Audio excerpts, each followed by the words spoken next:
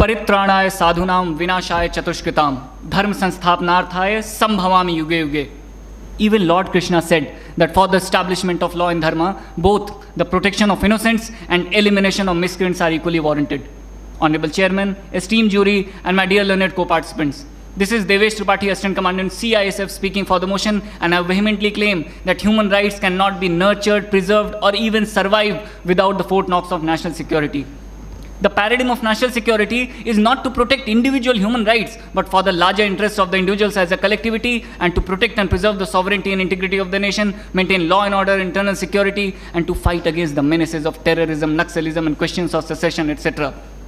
International jurist Hugo Grotius says that countries have been given certain rights and responsibilities to perform sovereign functions, and international covenants such as ICCPR and 4th Geneva Convention give legitimate scope of incurring collateral damage on the basis of necessity and proportionality, and even suspending human rights in national exigencies.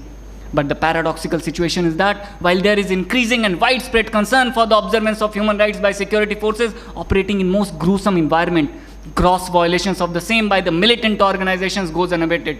The countermeasures by the security forces are often restrained when the militants blend into local population, making it impossible to attack their base without collateral damage. We are expected to be miraculous doctor who has to cure a tumor, but without using a scalpel and without causing pain. Damned if we do, damned if we don't. Security forces do observe human rights. Yes, Honorable Chairman, security forces do observe human rights even at stake of their life, their effectiveness, and the terrorists misusing it to their own advantage. Remember those Jawans in election duties who had AK-47 to secure ballot boxes but didn't raise even their eyebrows when they were punched, humiliated, and even spit upon in the streets of Kashmir. We also forget that security forces were the first to constitute Human Rights Cell under Human Rights Act of 1993, even before NHRC itself was established.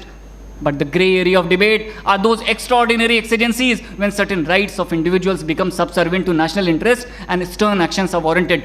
It is in this spirit that Honorable Justice Umanath Singh, speaking for full bench of Meghalaya High Court on 3rd November 2015, is specifically asked the central government to implement APSPA in certain militancy-hit Garo Hills of Meghalaya to restore peace and rule of law.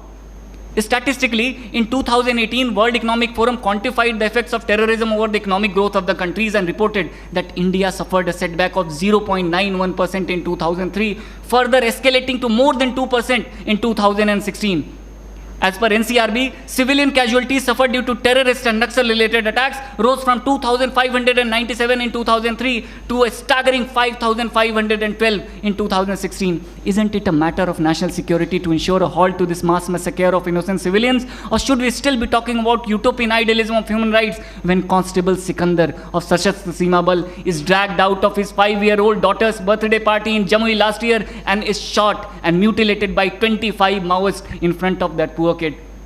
Honorable Chairman, the irony is that nobody points a finger when every rule of flight safety and standard operating procedure are broken by we security forces in suicidal weather conditions to save people from Kerala floods and Jammu Kashmir floods almost annually.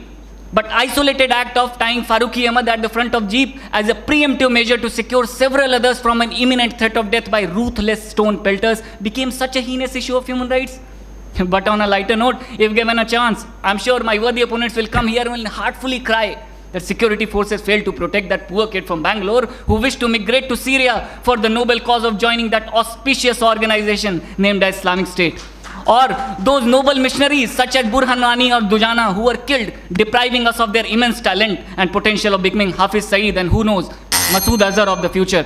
Honorable Chairman, Sun Tzu says in his Art of War that there cannot be a good war or a bad peace. Honorable Justice Madan Lokar of Supreme Court in famous Encounter Association case of 2016 categorically stated that national security is paramount importance in terrorist activities and proportionate retaliation in security force operation is legally justified with impunity, and here I stand. And here I stand to answer my worthy opponents who cry for Afzal Guru because national security provides them that luxury under the blanket of freedom that we provide, and they don't even light a candle when Maoists killed 10 CRPF Jawan in an ambush and brutally cut open the stomach of one of them to stuff a bomb inside his bleeding intestine. At the end, I'll exclaim with pride and honor that my wife, my family, and of all those in uniform know it very well that our death in preserving human rights and national security is a necessary concomitant of our duties so that the nation sleeps peacefully and debates conveniently. Thank you so much.